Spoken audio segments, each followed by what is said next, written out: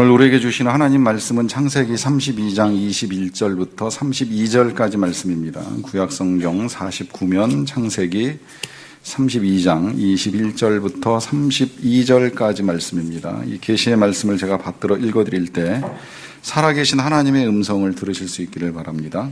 그 예물은 그의 앞서 보내고 그는 무리 가운데서 밤을 지내다가 밤에 일어나 두 아내와 두 여종과 11아들을 인도하여 야복나루를 건널세 그들을 인도하여 시내를 건너가게 하며 그 소유도 건너가게 하고 야곱은 홀로 남았더니 어떤 사람이 날이 새도록 야곱과 씨름하다가 자기가 야곱을 이기지 못함을 보고 그가 야곱의 허벅지 관절을 치매 야곱의 허벅지 관절이 그 사람과 씨름할 때에 어긋났더라. 그가 이르되 날이 새려하니 나로 가게 하라. 야곱이 이르되 당신이 내게 축복하지 아니하면 가게 하지 아니하겠나이다. 그 사람이 그에게 이르되 네 이름이 무엇이냐? 그가 이르되 야곱이니이다. 그가 이르되 내 이름을 다시는 야곱이라 부를 것이 아니요 이스라엘이라 부를 것이니 이는 네가 하나님과 및 사람들과 겨루어 이겼음이니라. 야곱이 청하여 이르되 당신의 이름을 알려주소서. 그 사람이 이르되 어찌하여 내 이름을 묻느냐 하고 거기서 야곱에게 축복한지라. 그러므로 야곱이 그곳 이름을 브니엘이라 하였으니 그가 이르기를 내가 하나님과 대면하여 보았으나 내 생명이 보존되었다 함이더라. 그가 브니엘을 지날 때에 해가 돋았고 그의 허벅다리로 말미암아 절었더라. 그 사람이 야곱의 허벅지 관절에 있는 둔부에 힘줄을 쳤으므로 이스라엘 사람들이 지금까지 허벅지 관절에 있는 둔부의 힘줄을 먹지 아니하더라. 아멘.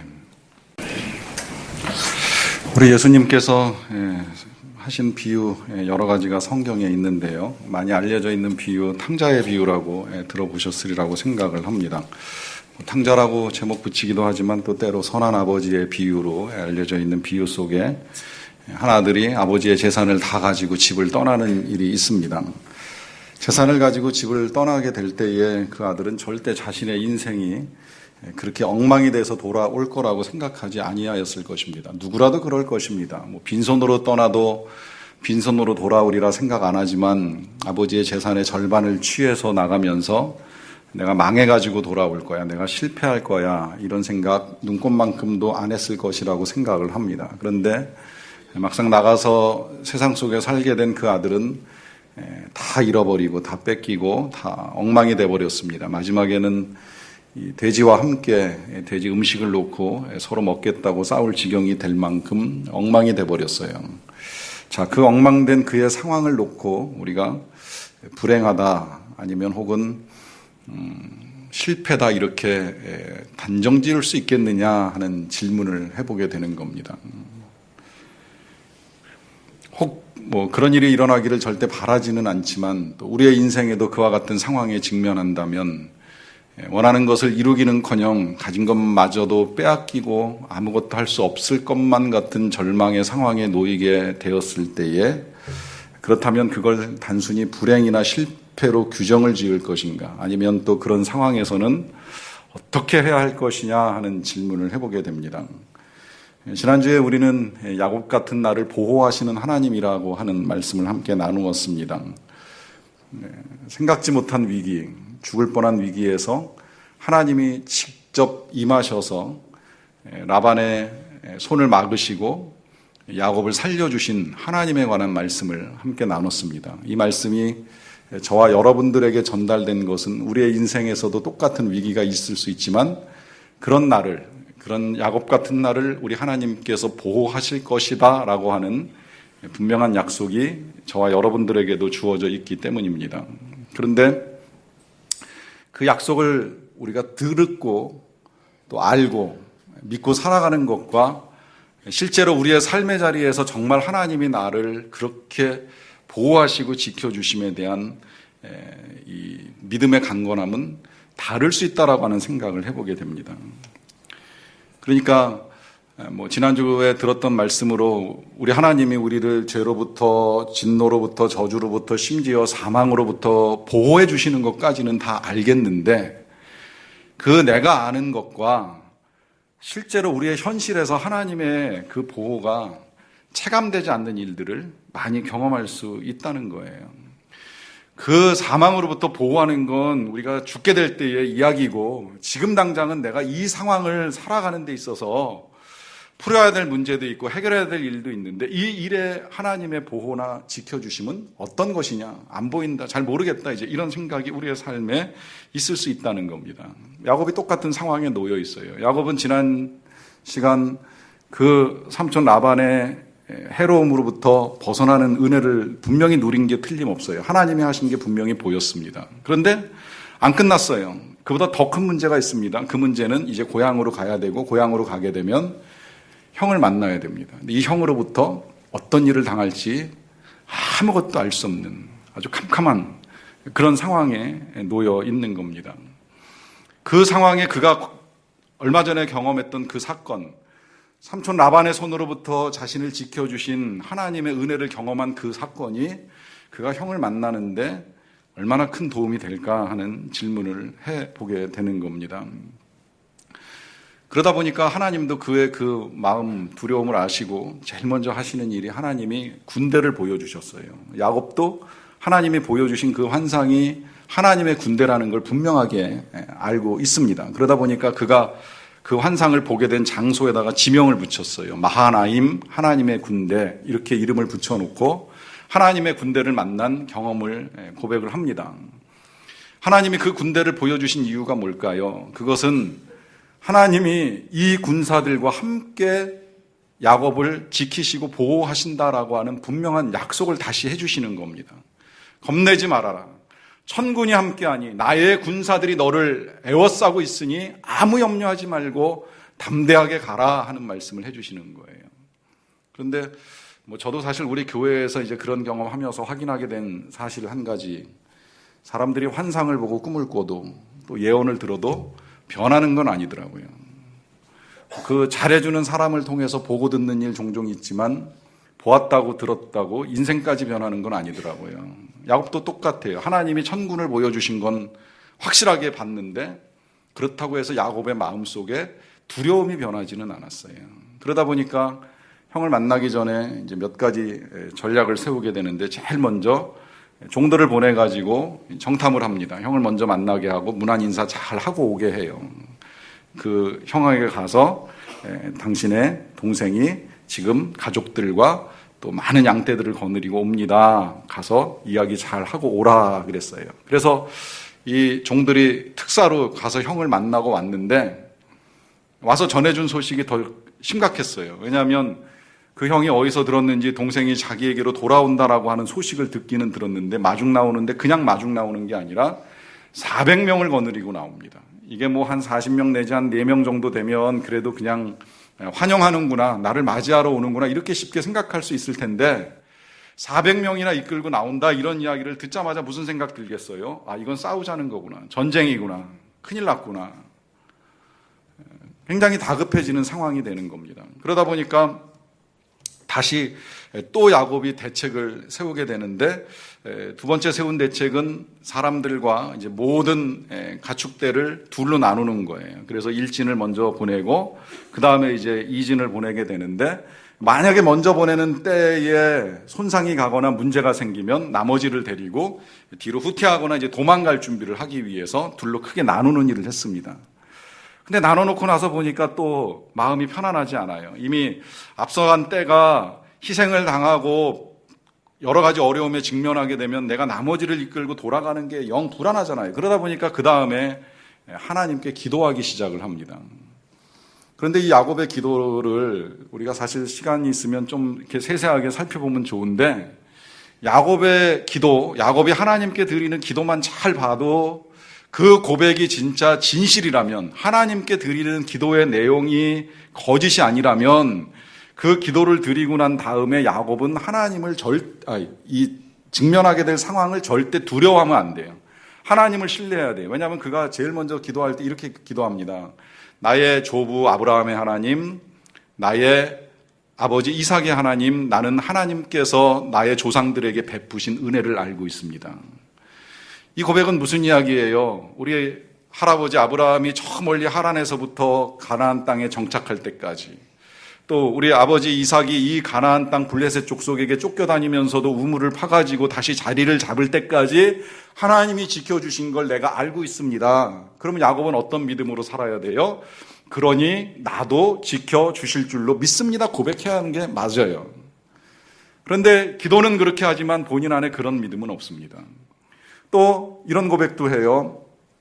하나님이 나로 삼촌의 집 바단 아람을 떠나가게 하셨으니 하나님께서 내게 은혜 베푸실 줄로 믿습니다. 그래요. 귀한 고백이지요. 나로 가게 하신 분이 하나님이시니 내가 갈 때에 하나님이 은혜를 베푸셔서 나를 지키시고 보호하실 줄로 믿습니다라고 하는 이 고백, 쉽게 할 수 없는 고백이에요. 그러니까 그 고백대로 기도했으면 고백대로 가면 되는 거예요. 그런데 그렇지 못해요. 또 이런 말도 해요. 내가 처음에 이 강 건너게 될 때에는 지팡이만 가지고 건넜는데 돌아오는 지금은 하나님의 은혜로 말미암아 내가 2때나 이루었나이다. 그래요. 대단한 신앙 고백을 하고 있는 거예요. 내가 빈손으로 출발했지만 하나님의 은혜 가운데 이 많은 것들을 얻어가지고 다시 돌아올 수 있게 되었습니다. 라고 하는 이 귀한 고백. 그렇게 생각하면 뭐 지금 가진 것 좀 잃어버려도 빼앗겨도 어찌하겠는가 하는 이런 생각 쉽게 할 수 있을 것 같은데 그렇게 생각하지도 못합니다. 그러면서 하나님 좀 나를 도와주시고 나를 지켜주셨으면 좋겠습니다. 라고 하는 고백을 하는데요. 이 기도까지 드리고 난 다음에도 야곱은 불안감을 떨쳐내지 못합니다. 두려움에서 벗어나지 못해요. 그러다 보니까 또 한 번 대책을 세우는데 이제 마지막으로 세운 대책은 형을 위해서 양떼를 구분하는 겁니다. 가축떼를 구분해요.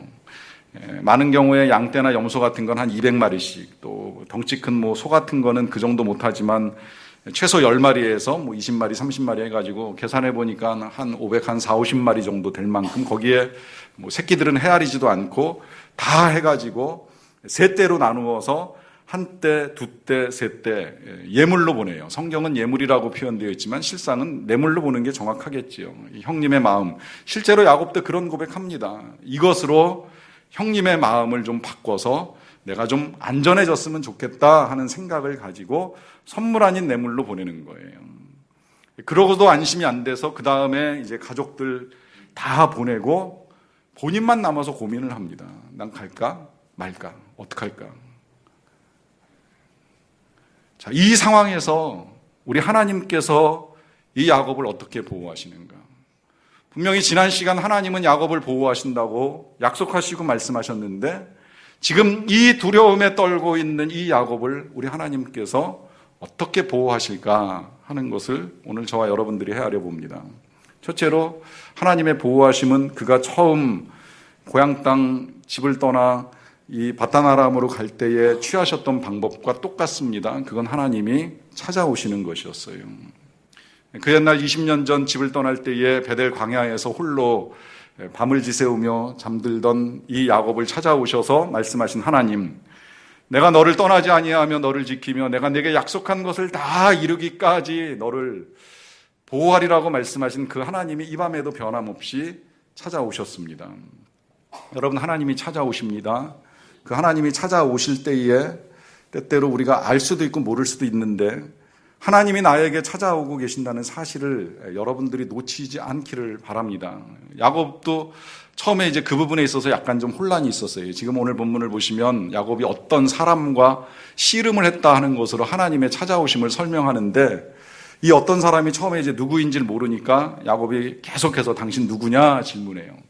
이분이 왜 내 이름을 자꾸 묻느냐라고 하면서 끝까지 안 가르쳐 줍니다. 그런데 맨 끝자락에 가서 야곱이 뒤늦게 깨닫는 거예요. 아, 내가 하나님과 대면하여 보았다. 하나님과 대면해 봤는데 내 생명이 보존되었다라고 뒤늦게 깨달으면서 내가 하나님 만났다 이야기합니다. 그래서 그 하나님 만난 자리에 이름을 브니엘, 하나님의 얼굴이라 이름을 붙이는데 하나님과 대면하여 봤다. 이제 이런 고백을 하는 거예요. 그때까지 정확하게 몰랐어요. 몰랐지만 하나님은 찾아오셨던 거예요. 마치 베델에서 찾아오셨던 것처럼 또 찾아오신 거예요. 이후에 한 번 더 찾아오는 하나님을 우리가 이제 볼 수 있는데 때때로 하나님이 이렇게 찾아오시는 일이 우리의 삶에 일어납니다. 그와 같은 때에 찾아오시는 하나님을 우리가 만날 수 있기를 바라는 것인데요.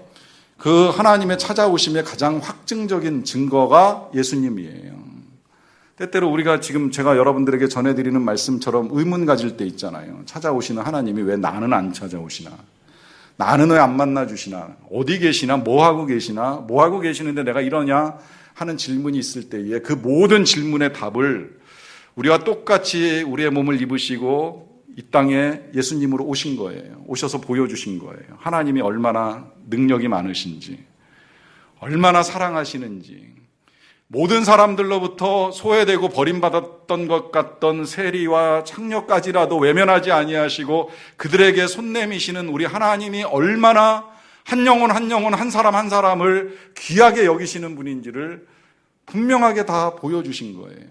그 예수님이 지금 우리의 눈에 안 보일지라도 지금도 우리의 마음 밖에서 문을 두드리고 있으니 문을 열어라 말씀하시면서 열면 내가 들어갈 것이고 들어가면 나와 함께 먹자 하시면서 계속 찾아오고 계십니다. 우리가 할 일은 한 가지뿐이에요. 그분 받아들이면 되는 거예요. 모시면 되는 거예요. 그분과 함께 살면 되는 거예요. 언제든 살 수 있어요.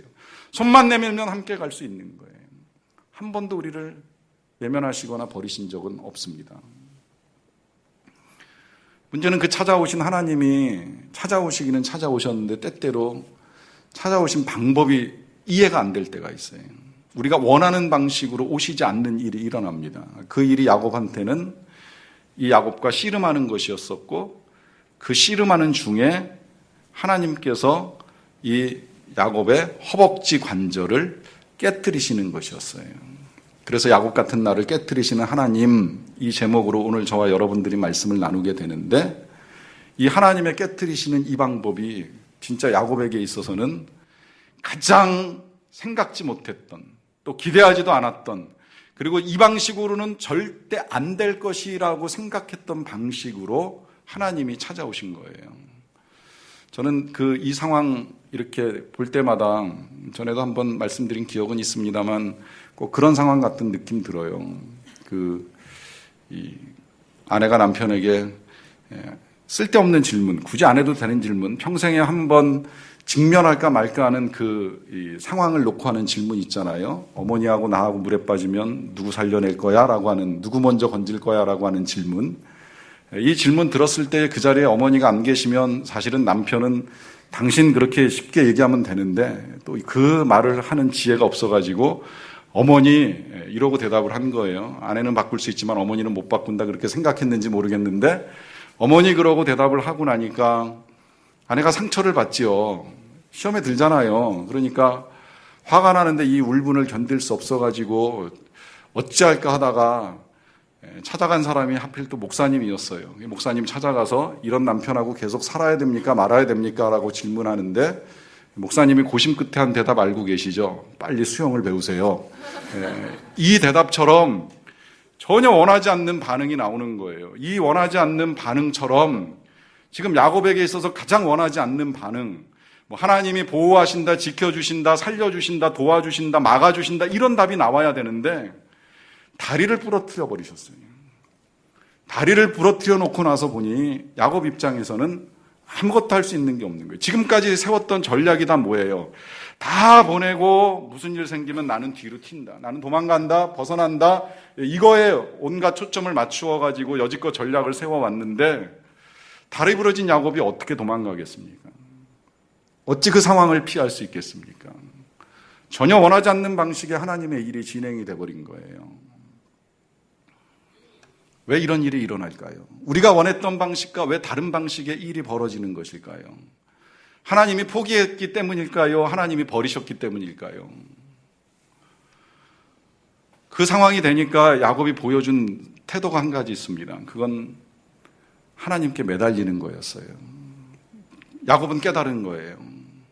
난 아무것도 할 수 없다. 이제 나를 이렇게 만든 이 사람, 그 하나님이 나를 축복하지 아니하시면, 나를 도와주지 아니하시면 난 더 이상 아무것도 할 수 없다 깨닫고 매달리게 된 것입니다. 자, 여기에 하나님의 사랑이 들어 있습니다. 우리 하나님이 깨뜨리시는 이유, 그 깨뜨림 속에 우리가 하나님을 찾고 하나님께 매달리기 때문입니다. 바꿔서 말씀드리면 우리가 하나님을 찾지 않는 이유, 아직 안 깨져서 그럴지도 몰라요. 우리는 무엇을 할 수 있는 걸 축복이라고 생각을 하는 일이 있습니다. 뭘 가지고 있을 때 이걸 축복이라고 생각을 해요. 그런데 물론 그것이 나쁜 것도 아니고요. 축복이라고도 볼 수 있고 좀 더 정확하게 보자면 뭘 할 수 있거나 뭘 가진 건 다 은사예요. 사명을 감당하라는 은사입니다. 하나님을 전하라고 하는 선물이에요. 그런데 만약에 그 가진 것 내지는 뭘 할 수 있는 그것 때문에 하나님을 찾지 않고 하나님께 나오지 아니하면 그건 그때부터 축복이 아닙니다. 가진 재산이 너무나 많아서 하나님 없이도 난 얼마든지 이 세상을 살아가는데 큰 지장이 없다 그러면 그 재산이 저주예요. 건강하기 때문에 하나님을 찾지 않는 일이 일어난다면 그 건강이 축복이라고 할 수 없는 겁니다. 지식과 재능이 하나님이 주신 귀한 선물이지만 그 지식과 재능으로 인해서 함부로 하나님은 없다고 판단해버리거나 하나님을 거절하면 그 지식과 재능이 스스로를 불행에 빠뜨리는 겁니다. 차라리 그럴 것 같으면 좀 깨지는 일, 좀 잃어버리는 일, 좀 상실이 필요해요. 그래야 이렇게 야곱처럼 매달릴 수도 있는 거예요. 그렇게 보면 때로는 몸이 깨지는 질병, 축복으로 우리에게 다가오는 겁니다. 우리 인생의 실패를 경험하잖아요. 입시에 실패하는 일도 있고, 취업에 실패할 수도 있고, 또 직장 생활하다가 원하지 않는 결과에 마주칠 수도 있고, 사업에 실패할 수도 있습니다. 그 실패가 힘들기는 하지만 이게 그냥 단순히 실패와 불행으로만 끝나지 아니하려고 한다면 우리에게 필요한 건 그 상황에서 다시 하나님을 찾아야 돼요. 매달려야 돼요. 야곱처럼 부르짖어야 돼요. 당신이 내게 복 내려주시지 아니하시면, 당신이 날 도와주지 아니하시면 내가 살아갈 수가 없습니다라고 하나님께 나오는 믿음의 태도가 필요합니다. 집 나갔던 아들이 다 잃어버리기 전까지 돌아올 수 있었을까요? 그의 인생이 바닥으로 불행으로 내려가지 아니하셨다면 내 아버지 집엔 먹을 것이 많은데 품꾼도 많은데 생각하며 돌아갈 수 있었을까요? 그렇게 보면 그의 불행, 그의 고통은 그에게 축복의 계기가 된 거예요. 지금 야곱을 깨뜨리시는 이유가 바로 여기에 있습니다. 깨뜨리고 나니까, 깨지고 나니까 하나님께 매달리는 겁니다. 도와달라 요청하는 겁니다. 자, 어떻게 되었을까요? 하나님께 도와달라 요청을 했습니다. 하나님이 또 뜻밖의 질문을 합니다. 너 이름이 뭐냐 물어보셔요. 그러자 야곱입니다. 이렇게 대답을 했어요. 그러니까 하나님 말씀하시기를 이제는 너를 야곱이라 부르지 아니하고 이스라엘이라 부르겠다 그래요. 그 이스라엘이 지금까지 이스라엘이라고 하는 나라의 이름이 됐는데요. 자, 일단 이름을 물어보시는 요 과정만 먼저 놓고 보면 이름을 통해서 먼저 확인시켜 주시는 사실이 있어요. 하나님이 사실 야곱의 이름을 모르신다는 건 있을 수 없는 일이잖아요. 하나님이 모든 걸 알고 계시는데 지금 씨름하고 있는 이 사람의 이름을 몰라서 물어보시는 거 아니잖아요. 그럼 왜 물어보시겠어요? 깨닫게 해주시는 거예요. 너 이름 뭐냐? 야곱입니다. 비열한 자, 속이는 자, 발꿈치를 잡은 자, 남을 해롭게 해서 자신의 이익을 취하는 자. 하나님이 아니라고 말씀하시면서 너 이스라엘, 하나님과 싸워 이긴 자, 이제 이름을 바꾸라 말씀하십니다.